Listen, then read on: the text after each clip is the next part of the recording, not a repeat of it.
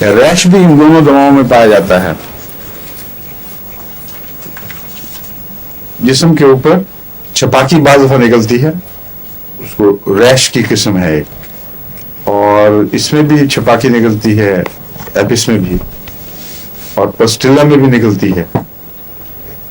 تو جو چھپاکی والی دوائیں ہیں ان کی تصویر بڑی واضح ذہن میں رہنی چاہیے.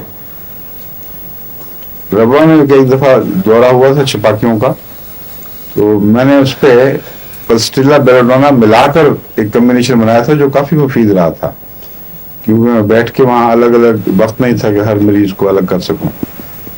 تو جسم کے اوپر جو ریش قسم کی علامتیں ظاہر ہوتی ہیں اچانک، ان کا ایک تو یاد رکھیں بعض دفعہ معدے سے تعلق ہوتا ہے.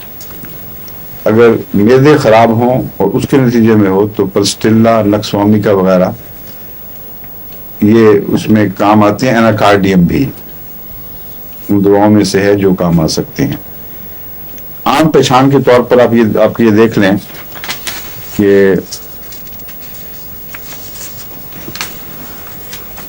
کوئی خاص ریش نمایاں نہ ہو، بہت موٹے موٹے دھپڑ نہ ہو، تو فاسفورس بہتر ہے ان علامتوں کے ساتھ. فاسفورس میں بھی آپ کو یاد ہوگا گرمی بھی ہے اور ورم بھی ہے. اور اگر ریش موٹی اور بڑے بڑے بلوچز کی صورت میں ہو اور گرمی کی علامت ہو تو ایپس اس میں نمایاں ہے. بیلاڈونا کی ریش میں بے ترتیب موٹے موٹے دھبے نہیں پائے جاتے، بلکہ عمومی طور پر چمکدار سی ریش ہے اس کی. ایپس سے یقیناً اس کی ریش کم دائرے کی ہوگی، لیکن ورم اس میں ایپس کی طرح ہی ہوگی، لیکن ایک خاص چمک ہے اس کی جو ایپس سے ممتاز کرتی ہے. اور عمومی پہچان جو میں نے بتائی تھی اس کے ذریعے سے پہچانی جائے گی. پسٹیلا میں پیاز کی کمی ہے اور ریش نسبتاً باریک ہے، اور نسبتاً سے مراد ہے ایپس کے مقابل پر. اور گرمی کی علامتیں ان ایون بیلنسز کی طرف اشارہ کرتے ہیں. ایپس سے صاف پہچانی جاتی ہے. پاؤں گمبے سے میں نے بیان کیا، یا پاؤں جل رہے ہیں یا ہاتھ جل رہے ہیں، اور مزاج الگ الگ ہے. ایپس کا مزاج میں غصے والا ہے، چڑچڑا ہوتا ہے، اور پلسٹیلا کا مزاج ہونے والا ہے. اس لیے بہت سی باتیں دیکھنی پڑتی ہیں. ایک مریض آتا ہے، اس کی بات کرنے سے پتہ لگ جائے گا کہ نرم ہے یا تیز مزاج کا ہے، اور اچانک ایک دوائی کا گروپ آپ کے سامنے آ جاتا ہے. تو ریشز کی جو ظاہری صورت جلد پر ظاہر ہوتی ہے اس سے بھی مدد ملتی ہے، مگر اس کے علاوہ اور بھی چیزوں سے مدد لینی پڑتی ہے. صرف ریش کو دیکھ کر آپ فیصلہ نہیں کر سکتے کہ کس دوا کی طلب ہو رہی ہے. بعض دفعہ اور بھی علامتیں ہیں جو مددگار ہو جاتی ہیں.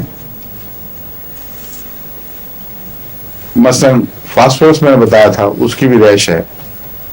فاسفورس میں آپ کو یاد ہوگا میں نے کہا تھا کہ سخت ٹھنڈی پانی کی طلب، لیکن معدے میں جو ہی گرم ہو جاتا ہے معدہ اس کو اچھال دیتا ہے. ایتھوزا سے بھی کچھ ملتی ہے یہ علامت، لیکن ویسی دوسری چیزوں میں صاف فرق ہے، نمایاں پہچانا جاتا ہے.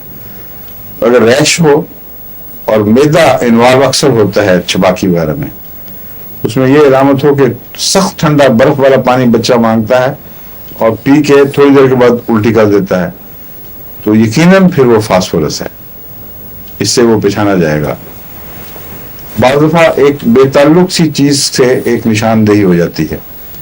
آرم جو ہے وہ بہت اچھی دوا ہے چھپاکی وغیرہ میں. تو آرم ٹرائفیلم، آرم میور نہیں، اس کی سپیلنگ الگ الگ ہیں.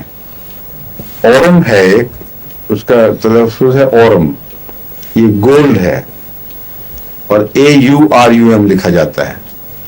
اور ایک ہے آرم، میں آرم کہہ رہا ہوں اس وقت، جو ARUM ہے، یہ وہ سونا نہیں ہے. تو آرم ٹریفیلم کہلاتا ہے، ٹریفیلم کہلاتا ہے، ٹریفل، ہاں جی.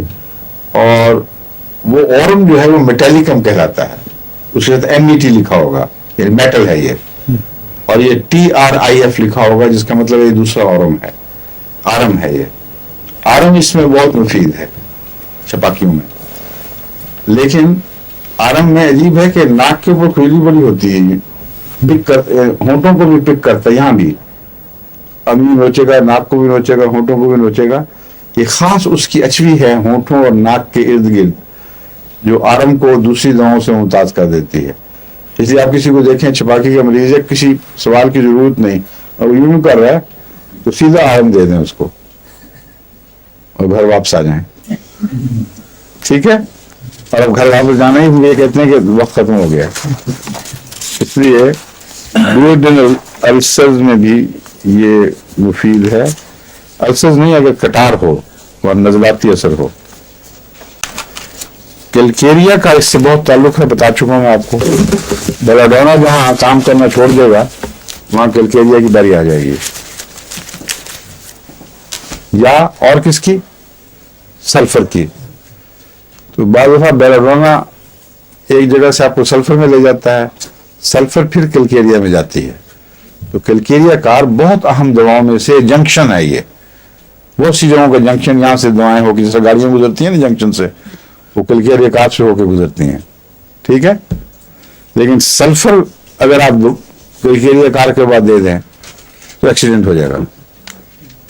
یاد رکھیں اس کی جو لائنیں ہیں وہ دوبارہ سلفر میں نہیں جانے دیں گی, پھر ایک اور اسٹیشن سے واپسی کرنی پڑتی ہے جس کا نام لائکوپوڈیم ہے. ٹھیک ہے.